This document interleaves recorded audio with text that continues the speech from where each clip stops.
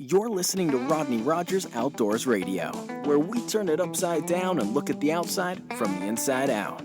It's safe, it's legal, and we're having a blast. So put your shoes on, my friend, because we're going outdoors.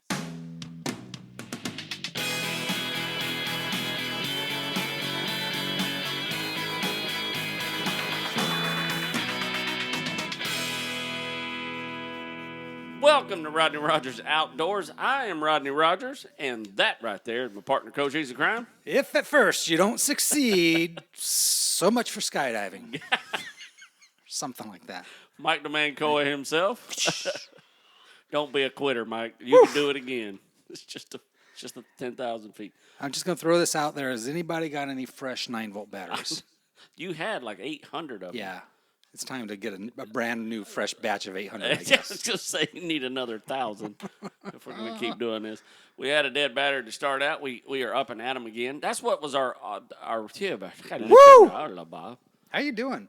It feels like a year since I've seen you. I know, dude. It's been 7 days, I think, exactly. Exactly. And I don't think we've talked in between that 7 days. That's a sham dang. It was like the dark side of the moon. Yeah. But it's good to see you.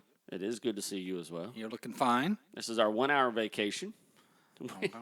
You can call our phone number. You almost couldn't, but you can now. Do we have the same phone number, Mike? We do. Okay. Yes, thank you for. I was a we're little good. worried there. I was like, I don't know good. how to do this. Nope, we're good. They wouldn't let me do it from my iPhone.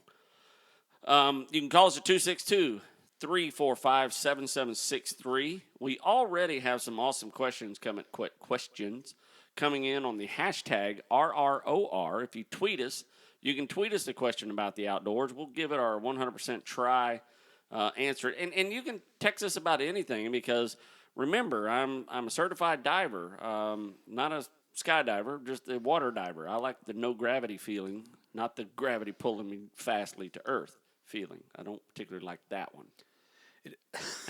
The gravity pulling fastly to earth. Is that Very poetic. You wax poetic. I was pulling fastly to earth. But yes, hashtag RROR for questions or call on the show. Or call the show. Call live. Okay, yeah, don't hesitate. Ask us a question there. If we do not know the answer, which there's a 99% chance that we do. I mean, I'm that confident. Yeah, and if you don't got it, I've got this. I've got your back, Rodney. You've learned, Mike. When you snatched the pebbles from my hand, you snatched the fishing lure from my hand, grasshopper. Just check it out. This is our 1 hour vacation. It's going to fly by. So bear with us. Hang in there with us. There's going to be some dilly joking. Mike, how was your weekend? Beautiful weekend. It was a beautiful weekend. Absolutely. Yeah, what do you want to talk about tonight? Have we got a topic? We're going to dig in? We're going to we shift it up. We got some current news. I got a lot to talk about. Okay, well, let's just calm down. Breathe. I want everybody to calm down. Welcome to the show, Rodney. Welcome to the show, Mike. It was a beautiful weekend. What do you got for topics? I wanted to talk want to about. shoot right into that? What you want to do? No, let's start off a little slower because I Okay. need to get my bearings. That 9-volt battery thing kind of Just kind of lit me up a little bit. I see that. Calm down. I see that. Well, I had Alexis and the kids in this weekend. We went to Universal, and I work at Universal, so I don't get to see it as far as the perspective of a visitor. Chilling out and relaxing and yeah. enjoying the. Yeah, it was hot. It was just like I remember it when I was a kid. Hot, muggy, a lot of people. Universal is an amazing place. It really is. And we don't. I know I don't take advantage of these things because we live right next door to it. But are there new rides? Is there new excitement They're coming. there? You know what? They're coming. It's a lot of construction. I would not dump my money into Universal right now until those rides were up and running again. If you are not from the Orlando area and thinking about vacationing, wait. Yeah. I don't Hold want to on. blow. If you got your tickets bought already, I don't want to screw it up for you. But do wait. your thing. In the next year, I think that whole landscape from my drive down to Disney is going to change dramatically. Yes, it's coming big time. It's going to be super exciting. I cannot wait. I know a lot of the inside stuff, and I can't. I'm sworn to secrecy. Well, here's the big news I heard. You ready for this? I'm ready. This has already been produced. Been on the news. On the news, so I'm not giving anything away.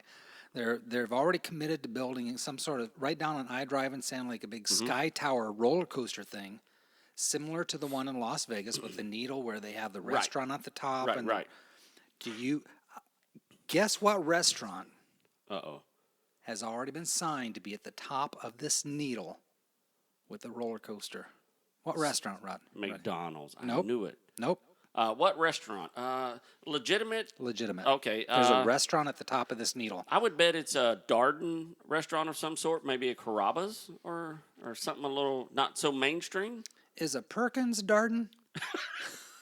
No. Tell me it ain't a Perkins. It's Stop, Mike. It's a Perkins. So, see what I'm saying, folks? Wait. Because soon you have can not lived. You can go to the top and dine at the Perkins. You have not lived until you've eaten at a Perkins 500 feet in the air, Mike. I'm telling you. Something about those waffles that just Can you believe that? That's a true story. Are you? See, I don't even know. You're ahead of me on that game. No, somebody told me about it the other day. And I didn't believe it, and I had to look it up, and it's true. Sure enough. I think it has something to do with the property they're building on, that there's some sort of, I don't know, they got some dirt on somebody. So I was going to build my Perkins right there. Okay, we'll put you at the top. There's a night out right there, isn't it? That's taking the old hammy slammy mammy jammy sandwich to a whole new level.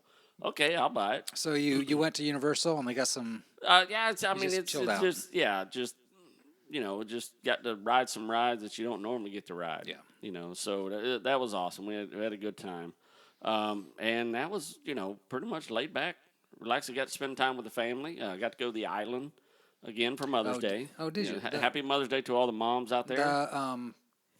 Which island? Mackinson Island. Really? Mackinson Island. Dude, it's looking so Did you just go down good. for the day or you go camping? Just went down for the day. I would love to go camping out there. It'd be, It really was a nice weekend this weekend. Gorgeous, and I dare gorgeous. say maybe our last really nice weekend. I'm thinking you're right. Because we're pushing it now with the humidity starting to climb, but that was a gorgeous weekend. If you had outside activities planned this weekend, you are the lucky ones. Because if you were inside, you missed one.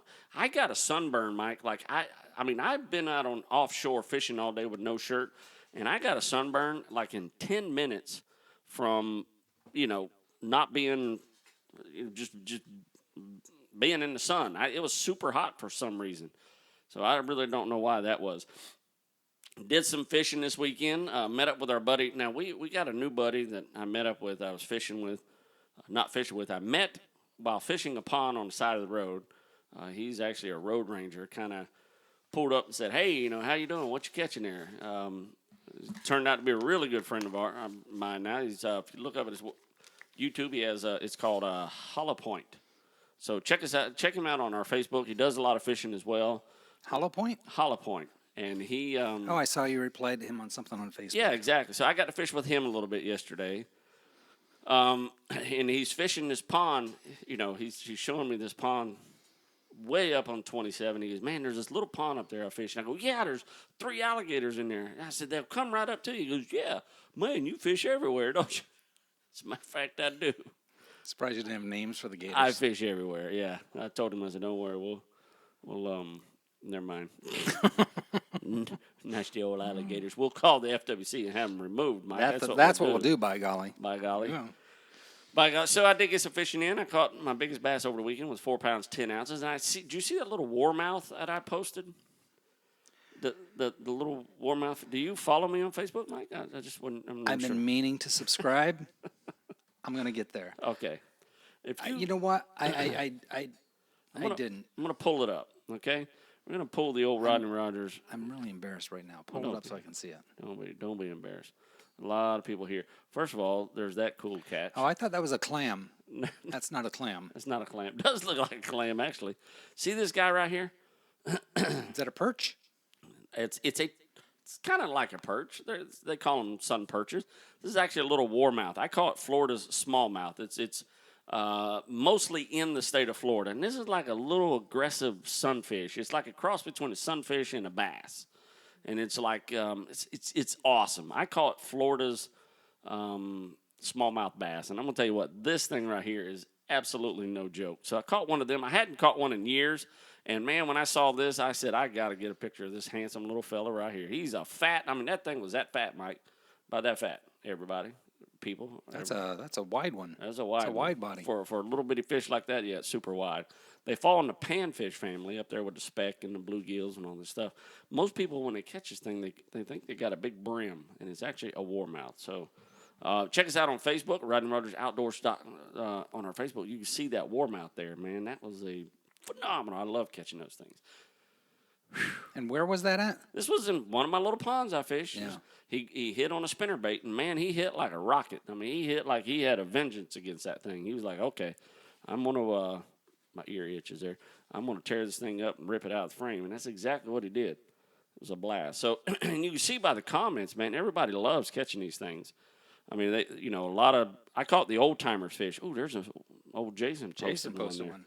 Oh, yeah. Is that – I'm afraid that's in his bed and that's his pillow. It's on it's on the cooler. We're good. It's a pet warmouth. That's actually a good warmouth. Look at that thing, man.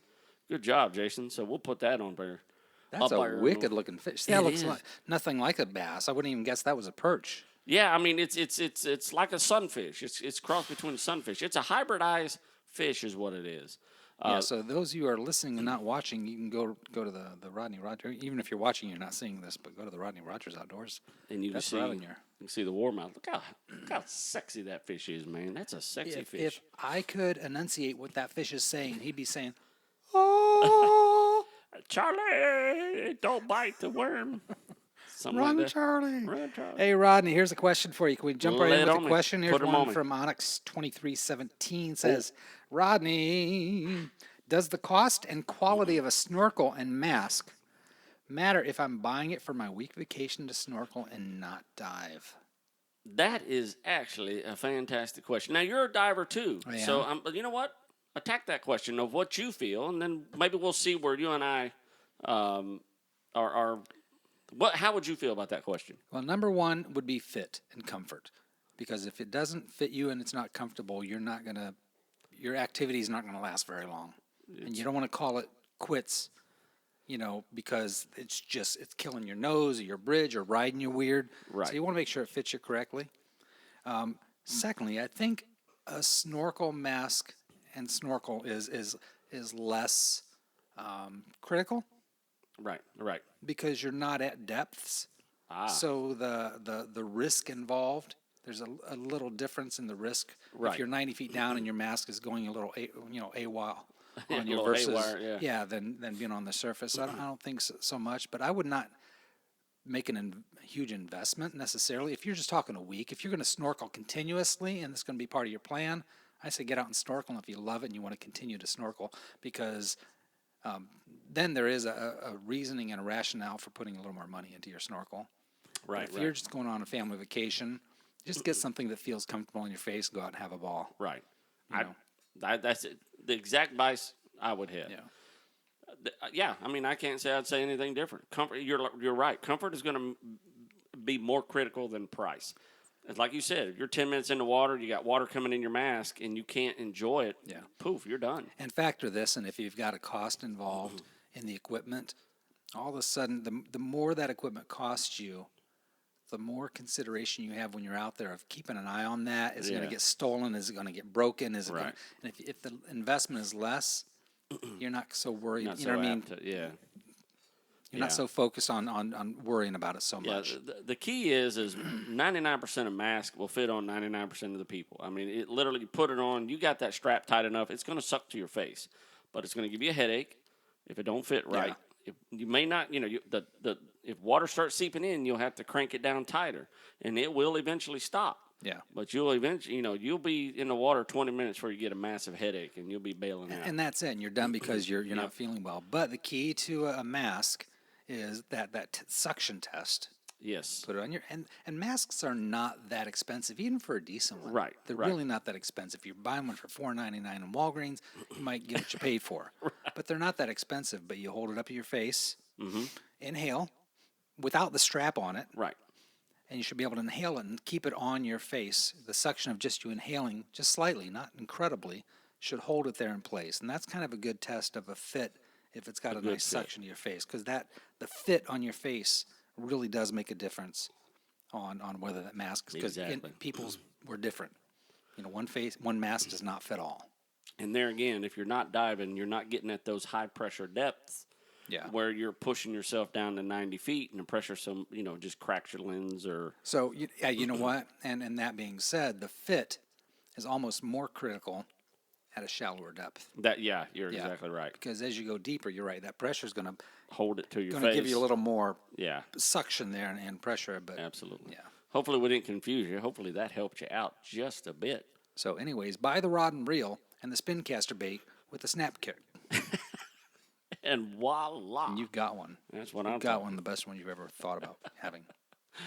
And get it with a GoPro mount so you can throw a GoPro on there. Told you, Rodney, I got your back here. You got it. You're the man. Between us two, we got this covered. Crankbaits rule.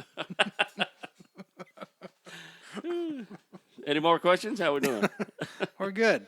I don't know. We go get to questions in a minute. We got some. We do have some more. You want to do more questions? No. Well, you just shot that one up. I didn't know if there was like a whole list. You've got mail. Uh-oh. We did it. We get letters. Stop. Whoa, yes. Wait a minute, Mr. Postman. Send me an email with all the details. Another freaking email. Another freaking email song. Mail time. Mail time. The mail's here. Yeah, I'm a top flight, hold you tight, get you there by daylight, do you right overnight mail. Yeah, Voila. buddy. All right, Rodney, here's one from our good friend Jade Ooh. in Claremont, Florida. You ready? Yep. I lay it on me. We didn't do questions last week, right? No, we did like very, very, very few questions. Yes. I thought so. Yeah. Here's one from Jade. Jade wants to know, Rodney. This is a really good question. Can you count on a pattern always being the same in a pond, or does it change from day to day? That is a phenomenal question. Now, last week, if you remember, we were talking about patterns. You know, when you're fishing, what are the fish asking you for is what the pattern is. So if it's a slow reel, and a lot of times it's not necessarily color or bait, it's the pattern. What are we fishing? Below, top, surface, crank, that kind of stuff. So the question is, can you count on the pattern being the same basically to every lake you go to, or will it change per lake per day? And that is exactly right. It will change per lake per day. Because remember, fish are their actions are dictated by temperature. In every pond. Temperature is the key factor, isn't it? Absolutely the key factor for any cold-blooded animal. That's how they live. Their lives are dictated by the temperature.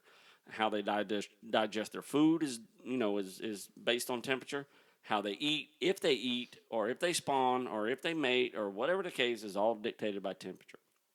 So, each pond will have a different pattern in most cases, because we often grab the same bait and go to each pond and wonder why we're not catching fish at that pond. And the fact is the pattern is different. It could be a deeper pond. It may be the same size surface area, but the deeper the water, it may hold cooler temperatures longer. So they may spawn a little later. They may feed a little longer. They may not feed till daylight. I mean, there's each one you have to figure out, unfortunately, what the pattern is per pond that you fish in. So that is a phenomenal question. So yes, the answer would be yes, it does change, and it changes daily and per place that you fish. All right. So there you have it. All right. Good job. For that, we're going to send you a check. Keep standing by. Here's one from, I love this name, Hook and Leader. Ooh, that's German for fishing line. I had you. You had. Okay. I'm like, yeah, maybe it is. I think it's a playoff of Hook and Ladder. That's great. Okay. I like it. What do bass like to bite the most? Plastic baits, crankbaits, or topwater? That's a great question. It's gonna boil down to Depends what the temperature of the water is. Pala. It's you know what? If I think you've got guys who only use topwater baits. That is it. Then you got guys who only use soft baits, and you got guys who only use crankbaits. So if you ask one of those guys, they're going to say they like the topwater the most, or they like the soft bait. So I don't think one outweighs the other in any form or fashion. I think you're going to get in the right location, the right time, you're going to get the same amount of hits on every single lure. Okay. Not one will not outweigh the other. Sure. I'm pretty sure. All right. Yeah. No, I'm absolutely positive.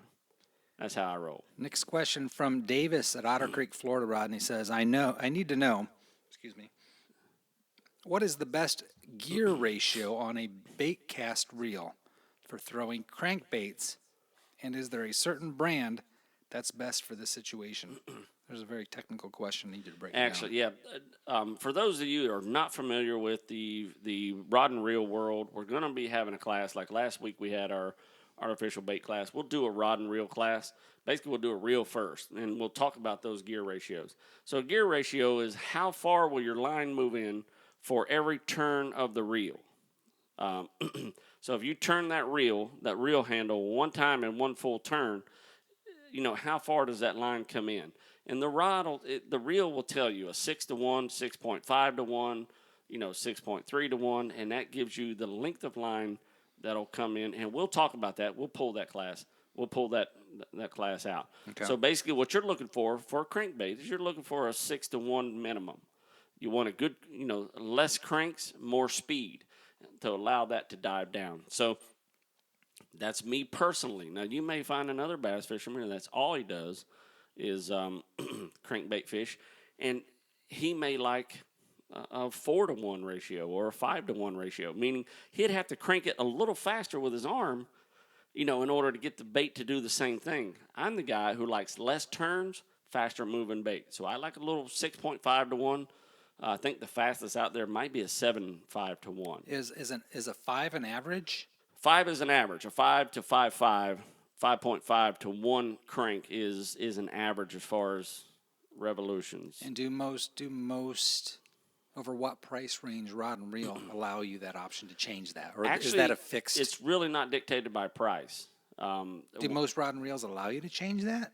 They don't allow you to change That unless manufactured into the reel. Exactly. It's manufactured into the reel. It's how the Okay. gears are set up. Okay. So when you're looking for your rod and reels, and if you're artificial bait fisherman, then you're really in tune to how fast that thing reels. Like if you're a bass fisherman and you throw buzz baits all the time, you're going to want a 6.5 to a 7.5 to 1 because you're going to want that bait to stay on top of the water. Okay. If it's a 4.5 to 1, Sure. then you're going to have to really crank that thing out in order to keep it on top of the water. So you want a higher speed reel. So if you're a worm fisherman, you're going to want a 5 to 1 or a 4.5 to 1. So, those are personal preferences. Just makes sense to me to have those in that gear ratio. So if you're going to run a crankbait, in my personal opinion, you're going to want something around 6.5 to 1. Does that make sense? I hope. Totally. Yeah. Yep. So there you have hook and leader. Hook and leader. Hook and I leader. do not hook and leader. That's a good question. So yeah, it was actually a phenomenal question, and we'll do a class on that. I'll bring like 4 or 5 different reels, spin cast and bait cast, and it has right on the side of it the speed of them. So and we'll go into this whole speed and whole ratio. Do all reels have that number Yes, built in? all reels have that number on the reel, unless it's used and it's worn out. Okay. So most of them, hold on, don't quote me Hold on the it. phone back. Hold up. Okay. Like if you get into a Zebco, the Zebco 33s, I'm not sure Maybe not. Yeah. if they have those on there. But yeah, your bait casters and your spin casters, 99% of the time have that on there. So yeah, it's definitely. I mean, and those definitely make all the difference in the world. I'm just saying they make all the difference in the world. So there you have it. So. And there again, it's going to go into polls, and so we'll have that. Okay. We'll have after this session, we'll have the gear ratio and pole class. Not to be confused. That'd be good. That sounds like a live demonstration, like we need to find a lake or a pool or something to. It could be a video demonstration, like Oh, that's good. We could do that. an outside opinions. Sure. Could be just outside sessions. Yeah. We could. In between our outside opinions, outside therapy. we could have Outside. outside session. So yeah, so there you have it.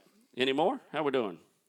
I've got no more questions for this week, Awesome. Rodney. Let's talk about a topic. what do you got? Well, I was going to tell you, funny when you had a hook and leader on Yeah, there. go ahead. I was going to talk about leaders. So the question came up.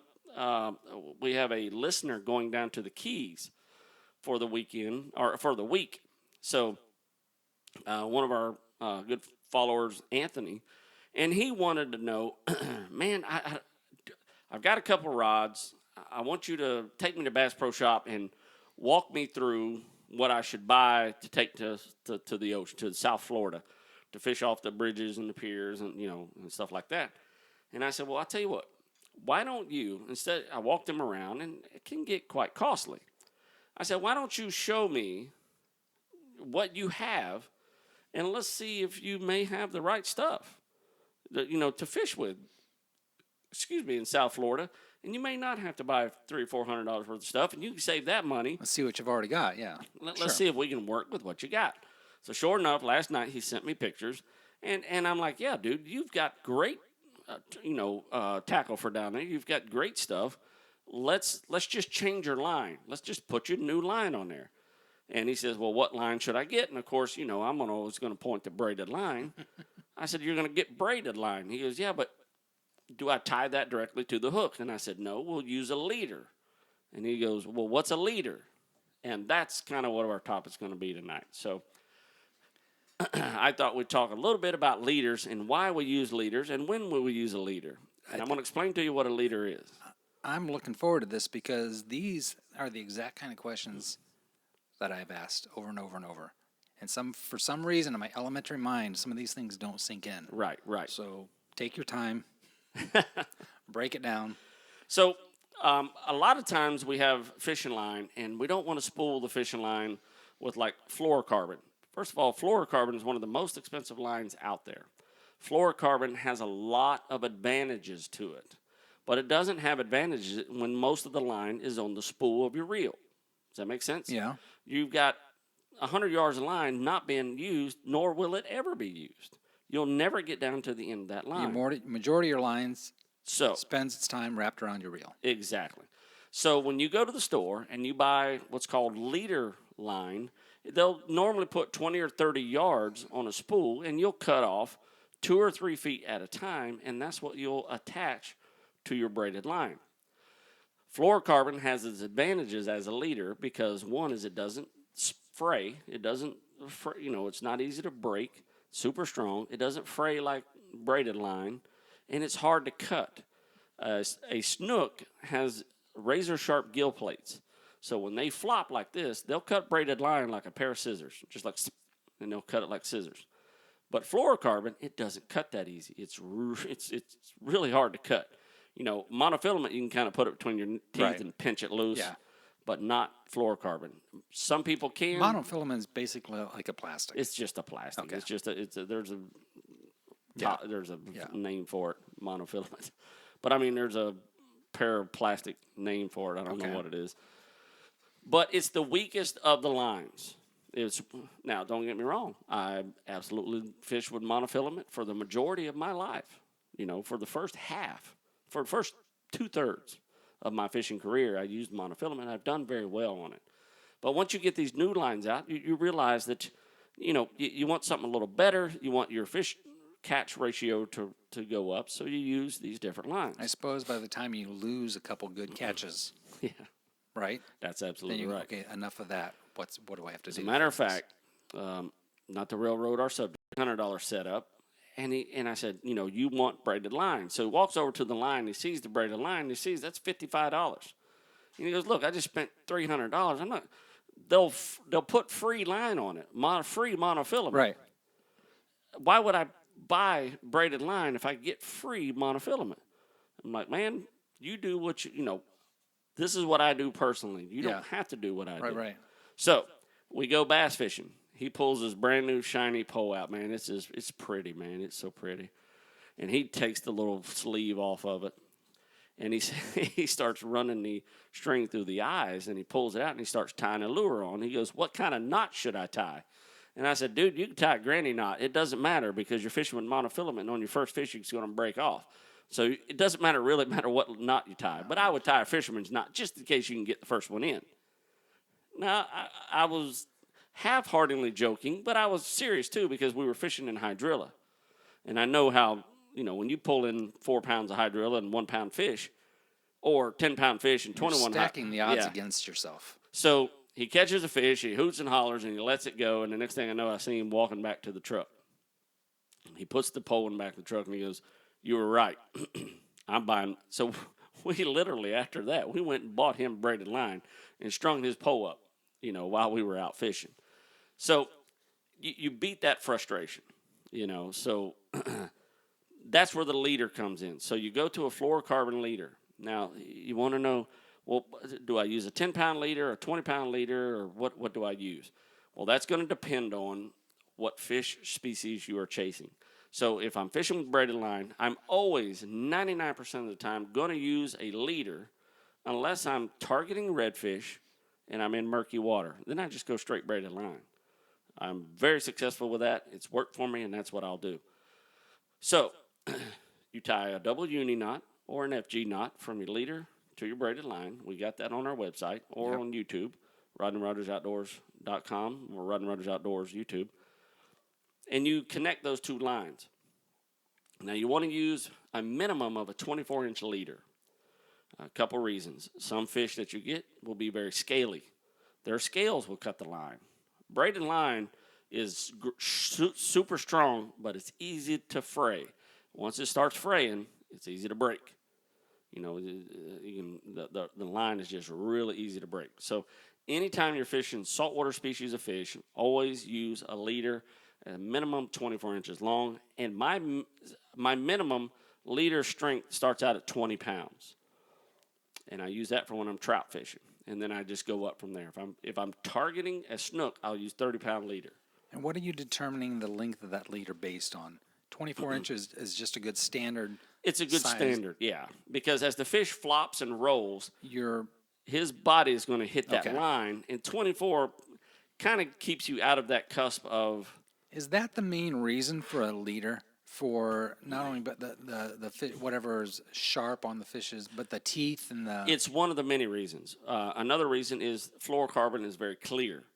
So your last 2 or 3 feet of line that's hooked to your lure is super clear, and they don't see your braided line. Making the lure look more suspended and natural. Exactly. Yeah. You hit it right on the head, because snook are very, very, very observant to that. If you use a metal leader, when a lot of people want to use a metal leader, but your catch ratio will be extremely, extremely minimal, even at nighttime. Sure. So, fluorocarbon leader, and because we even use leaders when we're fishing offshore. We're using, you've seen it yourself. You hook those rigs up, all those teasers and streamers and all the floppy woppies and the ballyhoo rigs. That's all connected by 120-pound fluorocarbon leaders up to 6 feet long, hooked to a 30-pound test line. A lot of times we're using 30-pound monofilament because we can reel in, a world record marlin is caught on 4-pound test line, but it has a 100-pound leader. Does that make sense? Yeah, totally. So, and you can reel on this thing in an open ocean all day long. I mean, there's nothing stopping you. And especially when you're trolling behind a boat, and that's a lot of pressure on that. Absolutely. I mean, if you can imagine you're swimming in the ocean with 4 pounds of drag on you for 2 hours, it's going to wear you down. So, I mean, it's just, if you're in the open ocean, the leader is where it's at. That's where all your strength is. So, on those trolling rigs, we'll use a 6-7 foot leader. You know what I haven't been able to wrap my head around, though, What's is, they say that your weakest link is, I don't know what they say. Your weakest link. Yeah, I really don't know what they say. Your weakest link is your weakest link. Duh. Yeah. But why is the line, if it's a 30-pound, you have a 120-pound leader, but your line's 30-pound, why isn't that your weakest link? I see what you're saying. You see what I'm saying? Right. Remember, there's a couple reasons we have a leader. The line is just there to reel your leader and fish in. Your leader is where the teeth go. When the teeth come in, be it a shark, the shark has a lot of people don't know this, but a shark has what's called scutes. They're kind of like scales. When you rub your hand down a shark, you ever felt a shark? I have, yes. They're very rough, almost like sandpaper, and they're very rough. So they're called scutes, and they're minute little razor blades. Okay. So as they tumble on your line, They fray it a little bit each time, it wouldn't a little take bit much, each time, yeah. a little bit each time, and then they sense. snap it loose. Or strictly the teeth just get it and nail it and cut it loose. But in some cases, on our trolling rigs, we have a wire leader that ends the whole thing off. So we go 30-pound test line, 110-pound monofilament, or even fluorocarbon leader, all the way down to a 100-pound wire leader, in case a toothy critter bites the ballyhoo. Okay. So if a toothy critter hits that wire leader, that's the last thing they hit. Next thing you know, you've got this thing flopping around. His teeth catch onto the monofilament and kind of gnaw at it. But if it hit that 30-pound test line, it'd be over in the blink of an eye. Okay. So basically, that wire leader is fighting everything on, your weakest link being the 30-pound test line. So that's where the leaders really become important. So as a rule, personally, a lot of guys fish leaders in freshwater. I don't. I fish leaders in saltwater only, and I use only fluorocarbon leaders, if that makes sense. So you don't fish them in freshwater. I do not. Because of the type of fish you're catching isn't usually a problem. Exactly. That's exactly right. I don't. Now, if But what do you lose by doing that? Fish, honestly, I lose catching numbers of fish. So if there's a guy fishing right beside me with a fluorocarbon leader, he may catch more fish than me using straight braided line.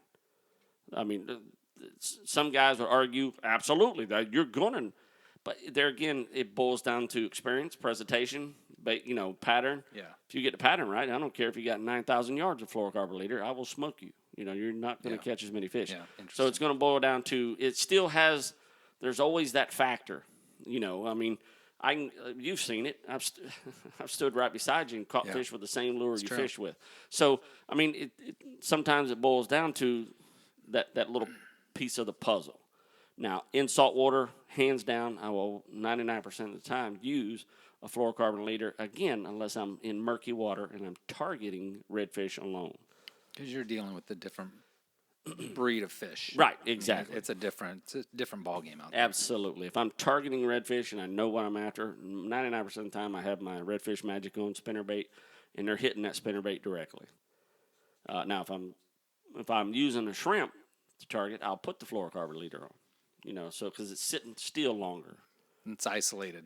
It's kind of isolated. It's just sitting there, and they're coming across it. But my spinnerbait's just moving through the murky water, and they see the flash, and pow, they're coming after it. So my rule of thumb, saltwater leader, freshwater no leader. Voila, and then if I'm fishing saltwater, 20-pound fluorocarbon leader is the minimum I'll go with. It's the absolute minimum. It's super strong, and it's not as, it doesn't, scars, it's not very abrasive, what's the word I'm looking for when you fray it? It's hard to fray. Okay. Where Now, obviously experience plays a lot as you go through learning on your leader, your test pound of line, and right. But is there a standard rule of thumb? Yeah. That applies Absolutely. for some of these, obviously experience, and different guys have different flavors based on experience and what they've had luck with and not. But is there a general guideline? There is absolutely a general guideline. If you're unsure, we may have just confused you, and you go, well, what do I do? Remember, 10-pound test line, monofilament, and you're golden. Fish with that. I fished with it for years.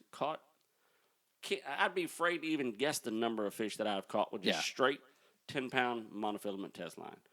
I won't use it now because I'm targeting bigger fish, and it's still on my Zebco that I carry around in my truck, and sometimes I just pull over the side of the road and throw it out. I still got 10-pound test line on that.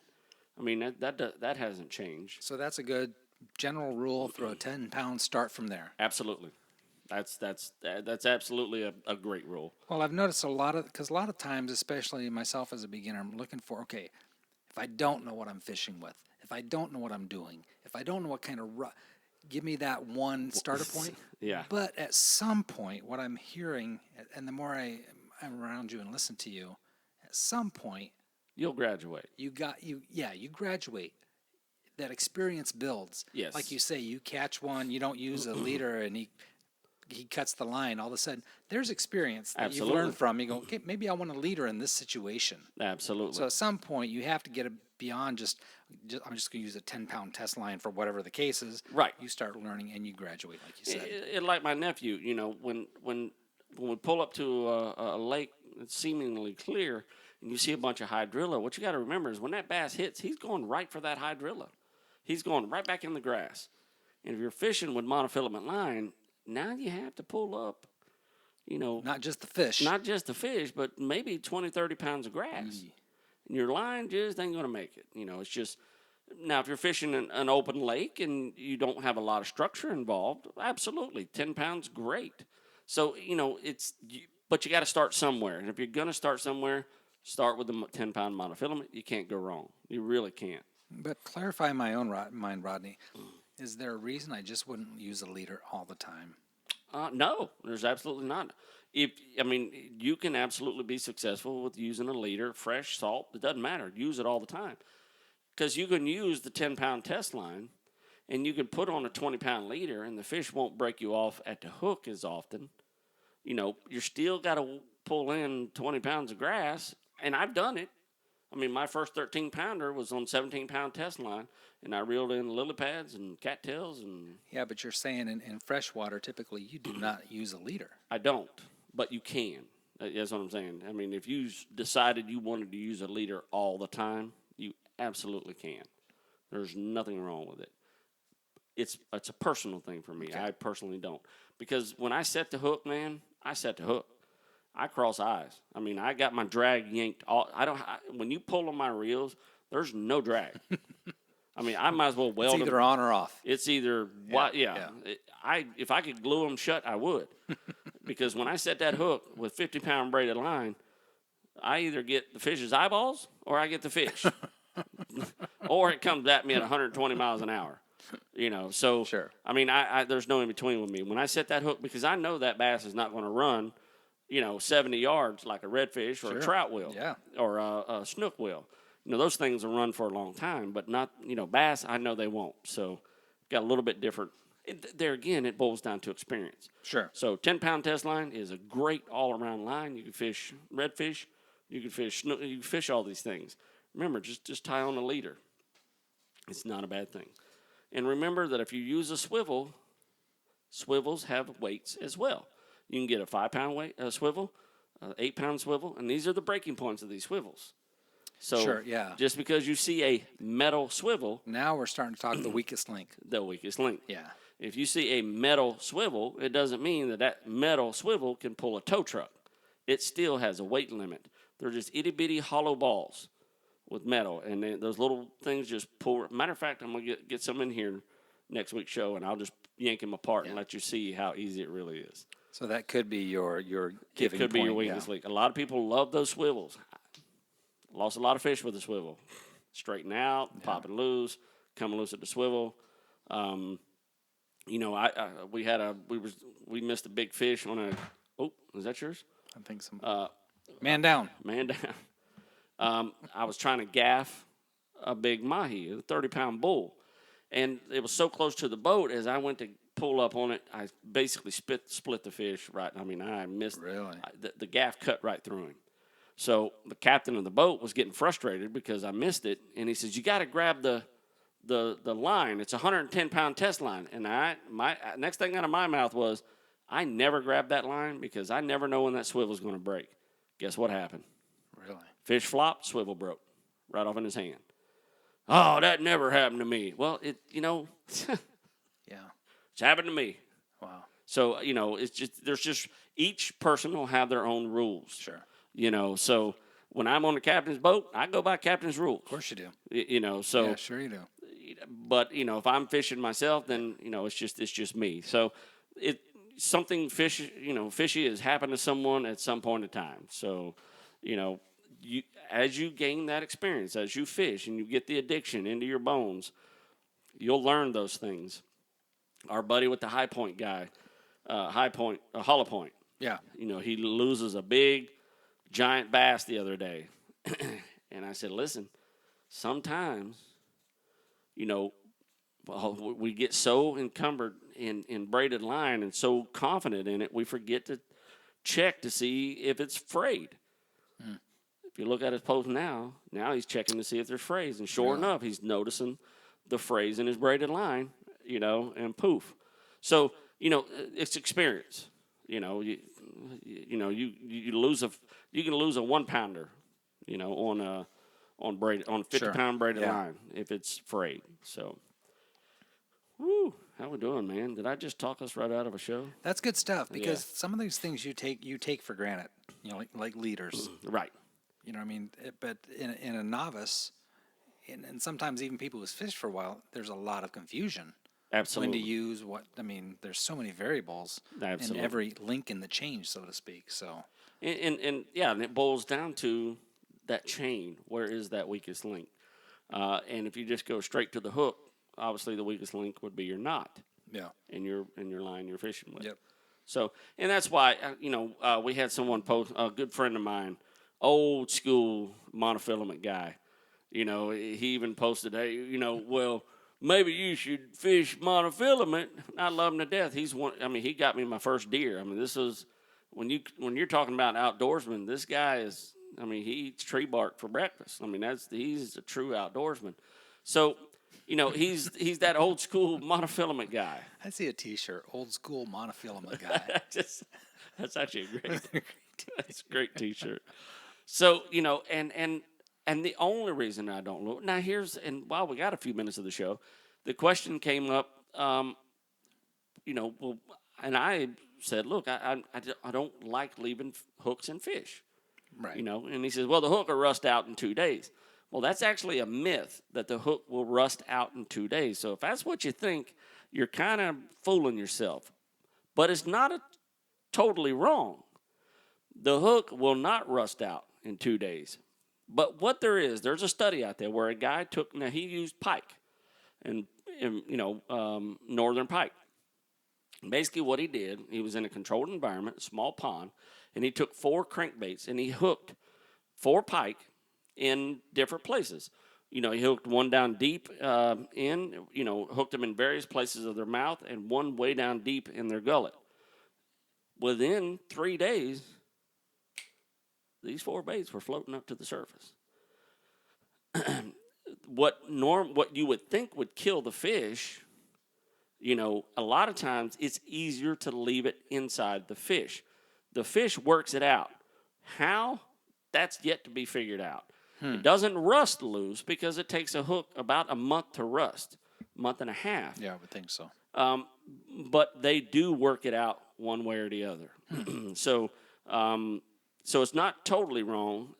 The problem lies is when you hook them, if you've got 60 feet of line on it, now you have this bass trailing 60 feet of line that now can get tangled up into other stuff. If that makes sense. Sure, yeah, sure. If he gets in the grass and he can't lunge. So, there's some things that goes wrong there. So he wasn't totally wrong. The hook will not rust out in 2 days, but the fish can remove it. How? That is yet to be figured out. But they did prove that the fish can get it out. If it's shaking it out, if it works out, who knows? If you got that nagging little thing in your tooth and you ain't got a toothpick, you'll tongue that thing out of there, man. You're Persistence. Persistence. So sore jaw by the time you know it, you'll get it out. Or you'll grab your shoestring and try to floss it out. It's one way or the other. So, Darren, thank you for that. That actual note, and I had researched that once, and I read that same study a few years ago. Sure. And I had forgotten it until he brought it back up, and I went, you know what? I remember reading something on that. I knew it wasn't rust out. I knew it was something, and I read it, and poof. And maybe I'll post that article up. That'd be an interesting so everybody factoid. else can read it. Yeah. And basically they took 4 color baits, numbered them 1, 2, 3, 4, lodged them in a pike, and deep inside their gullets where we would consider it a death hook. Sure. And then various places of the mouth. And they all worked out within a few days. Wow. 3 days, I think, was the max. Wow. The bait floated up. They went out, picked it up, logged it, and said this was this fish. It had it in this location. So I thought that was an interesting study. I really did. So, There you have it, man. Well, Rodney, I've got a couple time-sensitive Let's do it. updates to make sure everybody's aware of. At least if you're in the Florida area. May 16th, stone crab season closes. Ends. Yes. Yes. Brum, brum, brum, brum, brum, brum, brum. Okay. Commercial and recreational harvest of stone crab claws in Florida closes on May 16th, with the last day of harvest being on the 15th. Yes. It will reopen on October 15th. This 5-month closure occurs each year during the peak spawning season to help conserve and sustain Florida's valuable stone crab resource. Absolutely. So Now, do you know why the last day of harvest is on the 15th and the last day of season is on the 16th? because they give you time to pull up your crabs, Well, I don't your want- traps, I your mean? traps. Yeah. Exactly right. Exactly Gives you a right. chance to see the doctors, make sure your crabs are clear. Something like Exactly. that, right? Yeah, somewhere along that line. Okay. Give or take. Here's another one, Rodney. This weekend, Uh-oh. May 14th, is that Saturday or Sunday? I don't know. Saturday. Saturday in Kissimmee, your stomping grounds, the Florida Fish and Wildlife Conservation Commission is holding an exotic pet amnesty day Oh, on May 14th in Osceola County. People can surrender their exotic pets at the event without penalty or cost, whether they are being kept legally or illegally. is that kicks for snakes? It's kicks for snicks. So this free event is open to the public from 10 a.m. to 2 p.m. in Kissimmee at 1921 Kissimmee Valley Lane at the Osceola Heritage Park Extension Services building. Right where they do the kicks for guns. It is, isn't it? Yep, Yeah. every year. Surrendered exotic pets will be accepted between, I find this fascinating. Exotic pets will be accepted between 10 a.m. and 2 p.m. Domestic animals, cats and dogs, not accepted. Then the animals will be made available for adoption after 2 p.m. See, I always thought it was a one-way street. This is not. That's actually an interesting. Wow. Yeah.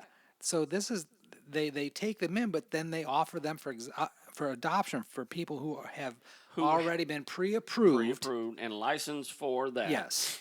And Wow, that's pretty cool. So if you go to the FWC website, there's a process and a form you can fill Yeah. out if you go to. But this is just not. It's not like the kicks for guns. Like kicks for guns go, well, we're going to take them from you, but we're going to give them to everybody else.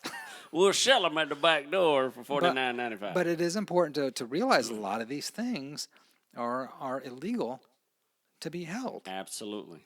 And so whether you're keeping them legally or illegally, whether you have a license for them, this is the way to go. So I guess that probably gives them time to microchip them and do their thing. Because they microchip them at Interesting. that point. Yeah. I mean, my thought would be interesting to go down and just check it out. Absolutely. I mean, usually they're in South Florida, but this is one in your Well, backyard. You know what? Let's do So that this if weekend. if all things pan out, it's on my radar because I would love to go down there. Well, let's with do you. it. Even we just take a If little you're free bit of- up, we're Okay. in. Did you see, by curiosity, I went live on Facebook, which I rarely do. Rarely do. I missed it by seconds. I don't know why it doesn't give me a notification. Okay. But I did this weekend, Okay. and I'm going to see if I can show it here. Okay. Okay. Lay it on us. Okay. So let's see if I can navigate this properly here, Rodney. So All right. bear Hook us with up. me. We're Okay, bearing. here we go. We're bearing. And here we go. So this is in. I was late. I was mowing my lawn, and this thing comes strutting across my front yard. Really? And I went in and grabbed Kim. I'm like, Kim, get out here. Check this out. Now, I think this is a turkey. Yep. It is a turkey. Am I looking at a turkey? You're looking at an Osceola turkey. And so I'm like, I've seen all kinds of birds strut through my yard, but never a turkey. So this struck me very odd. Of course, I stopped about here because I didn't want to follow him into the neighbor's yard. I'm fascinated that she's letting you get this close. Did not seem to be spooked by anything. Wow. I mean, let me follow him. So Kim asked a couple questions that, of course, I'm thinking, well, I don't know, but I'll talk to Rodney I know because a he comes guy. over once a week and we hang out a little bit. So she said, "Is there a nest back there?" And I'm like, I don't know if turkeys even nest. I don't know where they go Right. when they're done doing whatever they're doing. I wanted to shoot him. Let me close that up. Yeah, before we get in trouble. So, yes, they do nest. They nest just like any other bird. Okay. Yep, they do. And they build their nest on the ground. Okay. So, the likelihood of her having a nest close, probably not. At this point, no, actually, she could have a nest, Mike. We just went through. She should be laying eggs like in the next couple weeks. Now, was that a female? That was a female. That was a Okay, hen. that was a female. That was an Osceola hen. And are they usually alone like that? This time of year, I mean, I've lived in this house for Yeah. 18 years. I've never seen a turkey come stroll through yeah, here. it depends on what's going on in the area. I've seen them alone. It's not odd for them to be alone. Normally, they're with other hens. I'm surprised she didn't have some poults with her. Some baby turkeys with her. They don't. It didn't fly here, right? It walked from It somewhere. could fly. Yeah, they can Absolutely, Fly. they can. It could have been run from somebody's house or yard, she just flew and said, "Hey, there's a patch of woods. Let me get down there." So yeah, and I mean, she may pick up and fly away. So it brought upon a bunch of questions immediately because Absolutely. I went live to Facebook going, "Can I shoot this?" Right. I saw that. So it brought up this whole thing, and I thought, and again, I told my wife, I said, "I'm going to ask Rodney." Right. Of course, I've asked you this question several times because you're on my property. I live in Seminole County, and so I asked this question to Rodney, going, "Rodney, can I shoot this?" Right. All right. So bear with me a second. Okay. I'm bearing with you. Okay. Hang on. So you are asking the question direct? Asking the question direct. Yes. Right. Can I shoot this? Right. So I thought, let's have some fun, Absolutely. and we're going to do like a bing, bang, boom, boom, boom. I'm going to show you a picture, Rodney, Yes. and this is based on my home. Yep. I've got a 9mm gun Okay. in Seminole County. I got you. Can I shoot this? Right. Okay. I'm liking this. You're going to watch the monitor back here. I got you. All right. I'm on you. All right. Okay. And we're going to ask the questions. Can I shoot this? Ready? Okay. So Ready? timing counts. Ready? Can I shoot? Can I shoot love it? Okay, here we go. Can I shoot it?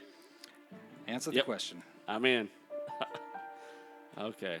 Yes, you can shoot that. This time of year or right now? Yes, you can shoot that. In my yard. Oh, in your Seminole- yard? No.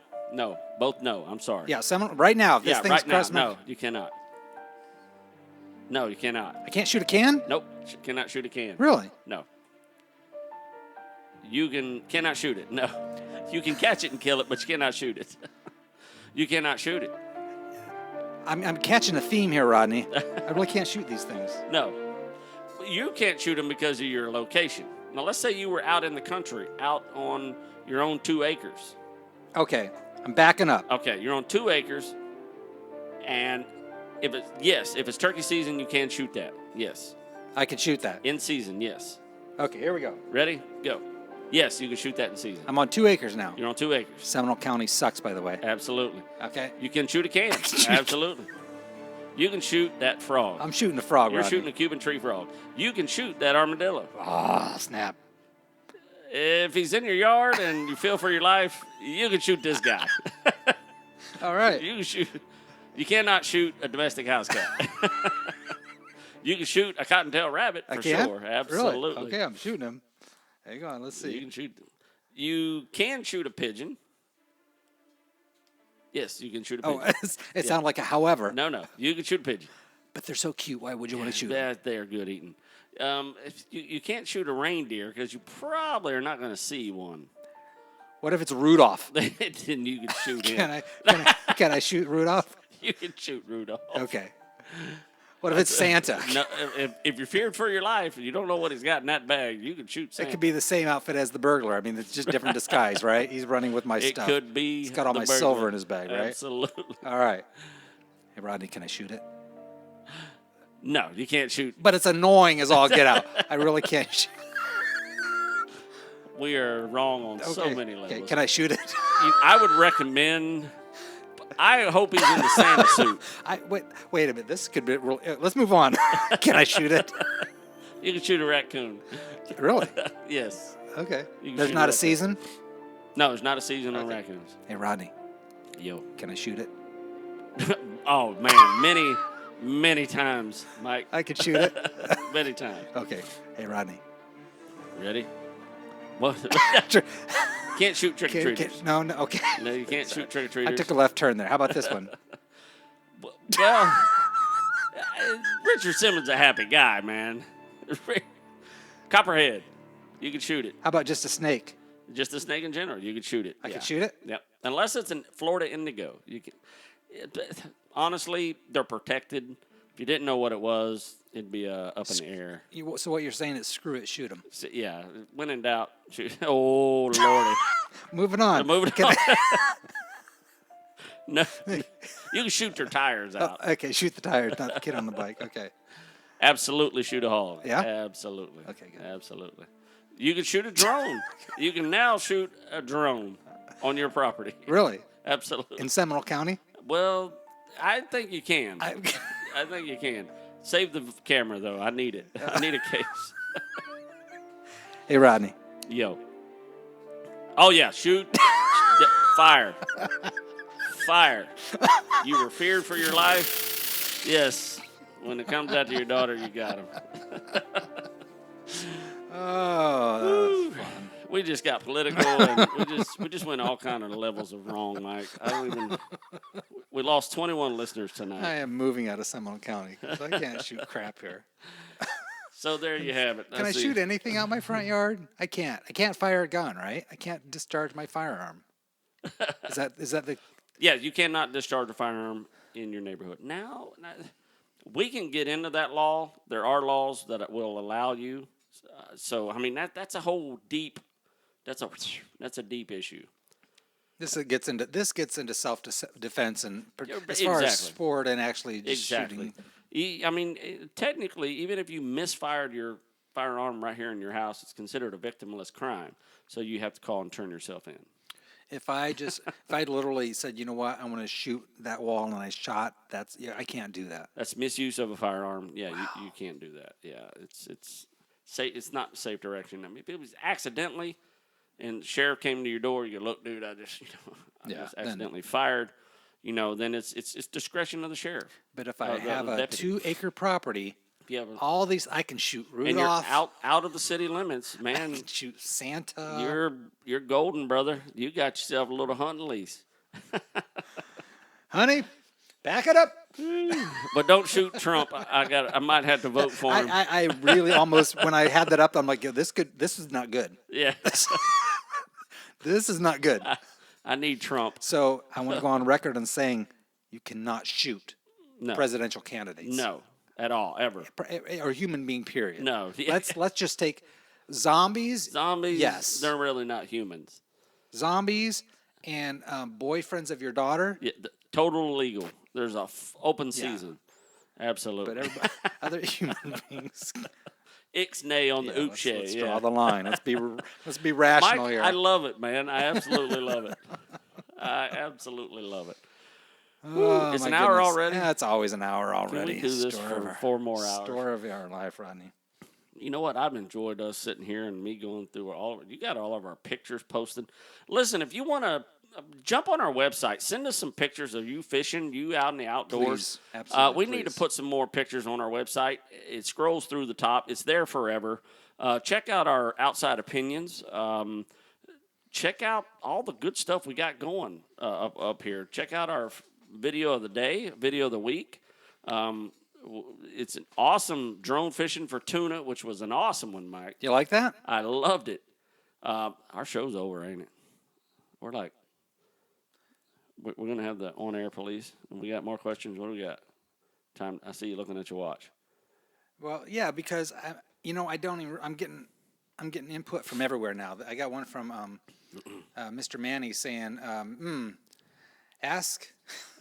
I can't. If he has done and reported that accidental shooting. I'm not sure where this is coming from. Even my wrist has got input. We got input from everywhere. We're information overload, Rodney. I have misfired my firearm before, and no, I did not report it. Oh, wait a minute. Uh-oh. What is this, Rodney? We just went on. We went on our 2-hour special. We just did a. Okay, we ready just for did a this? long haul. Let's What's do it. going on I'm here? afraid to ask. I know, Actually, me too. I'm Oops. oh, if you answer it, can we answer it? I don't know. Oh, we may have it. Yeah. Oh, thank you for calling Rodney Rogers Outdoors. This is Rodney. Hello. Try again. You know what I think it was because of that email that we processed today. Oh It yeah. had me allowed a couple questions. So if you're a listening listener, we got to give them what 2-minute delay. Yeah, I'll give you like 3 30 minutes seconds. to call back. Otherwise, we're going to wrap this thing up. Yeah, because 3 minutes to call back. we'll get kicked out of the studio here. So our buddy Hector, who was our hollow point, he just texted and said, "Hey, I missed it, didn't I?" Let's see, 8:44. Yeah, you pretty much. And I will say though, last week you did a great show on artificial bait. We did. I really enjoyed So- that because it's something now I can go back and reference. So if you missed last week's show, Check it out. go onto the YouTube site for Rodney Rogers Outdoors, or just go to it's on the homepage. We put it on the homepage of Rodney Rogers Yeah. Outdoors, Artificial Bait 101. But you did a great job of breaking that down. And Some we'll do that really again yeah, good, this week. Good information. Let's Absolutely. try this Here we again. go. Here we go. Great show on artificial bait. I hear myself. Hey, turn your computer down. Caller. Caller. Thank you for calling Rogers Outdoors. This is Rodney. Hey, Rod. Hey, Bill, how are you, brother? I'm doing good. Hey, listen, I'm watching your show, Okay. and it was kind of informative. And the thing you had on the shooting and what can you shoot in your yard, not Right, shoot in your yard, right. blah, blah, blah. It was humorous as well as informative. But they showed pictures of a man in your yard. Yes. Did you and Mike put together a program, even though it's not an outdoor thing, that would let people know what you can or can't do if somebody invades your property? Okay. Well, you know what? We can do that. We can do that. Now, there's a lot of gray areas when it comes to that. So we can actually put you something together and kind of point you in the direction. Now, remember, it's all intuitive. So basically, Right. Maybe we enlist some help. yeah, maybe we do that. Maybe we do enlist some logical help. Expertise. We've got some people that I know we can call that can sit in on the show with us, and that actually would be a great show. I know. That would make a good show, I'm sure. It's something that I need to know personally. Yeah. Bill, I mean, from the heart of hearts, if you are feared for your life, then you have to take action in a direction that saves yourself. And that's the Right. easiest way to look at it at this point. And we can get into that on that show because I've been in those positions, and so where I've had to draw my weapon twice. So I mean, it's yeah, Bill. To answer that question, I think we will. No, that's a really good point, and you're right. Maybe not necessarily directly outdoors, but I've had the same question. We've had this dialogue many times, and if Yeah, and it's important for me because I don't know my legalities, and I'm allowed to stutter step when I shouldn't be. Yeah. And, The have key somebody is take advantage of me when I don't know what I'm doing. well. Here's what I tell everybody because believe it or not, I do get that question a lot. So here's what I tell everybody: you never. Anytime there's a viable avenue of escape, you take it, period. Now, when you're on your own property, you do not have to escape your own property. You do have Right. to. That's what I'm needing to know. You have to preserve your own life at all cost. So you kind of have to weigh between the lines there. You have to preserve your own life and your family's at all cost, if that makes sense. Right. The key part here is at all cost. So you have to be in a situation that you have to weigh out and decide. If someone walks on your property, you just can't pull a gun on them and say, "Get off my property." That's illegal. Right. in the Well, state that of was the Florida. reason for me asking about putting a program on. Yeah, Is absolutely. to make me a little more comfortable Absolutely. of That's a what great I idea, can Bill. and can't do, so I don't have to stop and think about it. I already know. Yeah, that's exactly right. Okay, Bill. I agree. And we will get on that because I know the right people that could help us that with is a that. great suggestion. All right, man. I appreciate it, Rod. Thank you, Bill, man. I appreciate the call, buddy. All right, bud. All right, have a We'll good talk one, to you man. later. You got it. All right, you too. Bye-bye. Bye. That's actually, Yeah, it really is. yeah, very valuable. Because And, we've had that same conversation. And many, again, many times. if you're the fact of the matter, if you're a hunter and outdoorsman, you own a gun, you immediately put your toes over that line of having a gun and the thought process of self-defense. Now Right. that I own this and I'm responsible for this, and it is a huge responsibility. Absolutely. What are the parameters? And Yeah. like Bill was saying, I would be in the exact same boat of knowing where are my lines Yeah. at, because if you own a gun, the potential exists for You being could in that be situation. in that position. Yeah. That's exactly right. And like I said, I've been there. We won't go into the stories now, but we'll save that. Yeah. It's a tough position. Yep. So great. That's exactly what we'll do. So man, Mike, we actually got to talk a little longer today. I'll take it. I'll pay for the extra airtime, Rodney. Real quick, we got a couple things coming up. ICAST, I've got us signed up. What are the dates on that? The July 12th, 13th, 14th, and yeah. 15th. Okay. Tuesday, Wednesday, Thursday, Friday. So we'll be at the ICAST doing some exciting stuff. I'm totally excited. It's totally pumped up. You don't even know.